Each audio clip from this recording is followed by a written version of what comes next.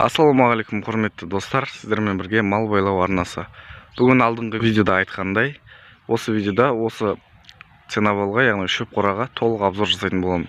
Қанша пресс кетеді, қанша ақша жұмсадық және қандай материалдармен соқтық, соны қазір толық айтатын боламын.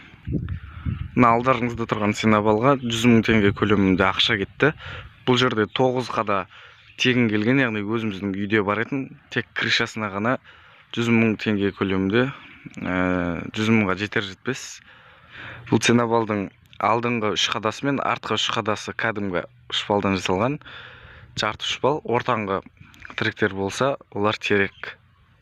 Түбін әртүрлі осындай темірлермен істедік. Мына тұрған осы трубаны ортадан бөліп, жартысын жерге кіргізіп, бір 70-80 сантиметрін, одан кейін жоғарғысын осылай шығарып, осылай столбы қысап байладық. Барлығы осындай емес, әртүрлі. Кейбір жерлер осындай угольник байладық, или мынандай тұрған труба әшейін. Кейбір жерлеріне осындай рельс байладық. В общем, құрама болды. Бұл төменгі қадалары, шпал, тем, ортадағы тіректері барлығы өзіміздің үйде бар етін.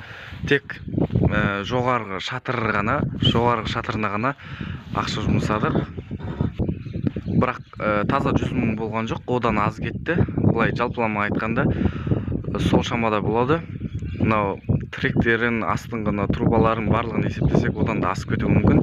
Бұлай жобалап, сол 100 мың теңге көлемінде болып болады. Бұл шөп қораның ұзындығы 8 метр, ал бұлай ені болса 6 метр. Бұл шөп қораға таза 1000 пресстен аса шөп кетеді. Өзіміз осы жылы есептеп көрдік. 1000 пресстен аса шөп кетеді. Биіктігі арты мен алды кәдімгі шпал. Шпалдың биіктігі қанша сантиметр болады? Сол таза шпал, жердің бетінде. Шпалды көмген жоқпыз. Стол бұқсап жерге тақап тұрып байладық, астына тас қойып. Ал ортасы болса кәдімгі терек. Оны да жерге тақап тұрып, астына тас қойып байладық. Жерге кіргізбей, көмбей. Оның биіктігі 3 метр 30 сантиметр ма, сондай шамасы, қателеспесем. Крышасын мынандай цемент шифрмен жаптық. Осындай 15-тік строфилаларды алып, осындай 5-тік риклерді алып қолдандық. Айтпақшына перемешкісі, ортасындағы перемешкіде бұл да өзіміздің үйде бар етін, өзіміздің теректерді кесіп істедік. Жаңа айтып өткендей, бұл 6 метр. Тек осы ортасы ғана сплошной жалғанбаған, тіке кеткен. Ал қалған арты мен алды болса, осылай жалғанған.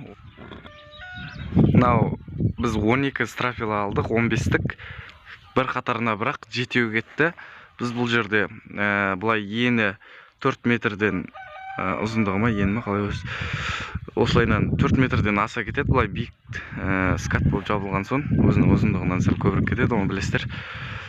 Сол кетті. Сосын бізге 2 строфиланы осылайнан жалғадық. Мен отырғандай.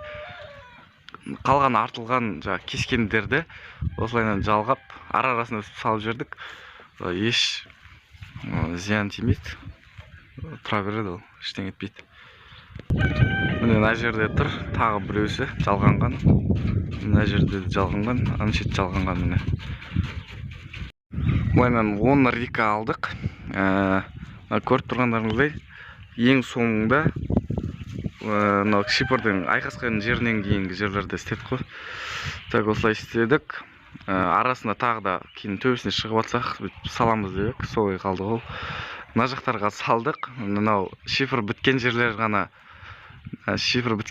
ғана қалған, а мынау орталарында қағылмаған. Жай страховка ретінде тұр олар. Сосын мынау жел жағынан, желдің өт жағынан осылайнан барлық реклерді балкеге байлап шықтық. Осылай жел көтеріп кетпесін, шеге де қақтық, дополнительно тағы сымтемірде байладық. Сонымен жалпы осы 100 мың теңгеге жетер жетпес бағаға осындай ценовал соғуға болады. 1200-ге жуық пресс кетеді. Барлығын айттым деп ойлаймын. қалып кеткен жерлер болса, өздеріңізге керек жерлер болса, мына жер қандай деп білмеймін, енді барын айттым деп ойлаймын, бірақ қалып кеткен жерлер болса комментарийға жаза отырыңыздар, мен бәріне жауап беремін. Олай болса достар, келесі видеода кездескенше аман сау болыңыздар. Арнаға жазылып подписка жасауды ұмытпаңыздар. Бізде әлі алда талай қызықты контенттер болады. Сол контенттің бірінде жүздескенше аман сау болыңыздар.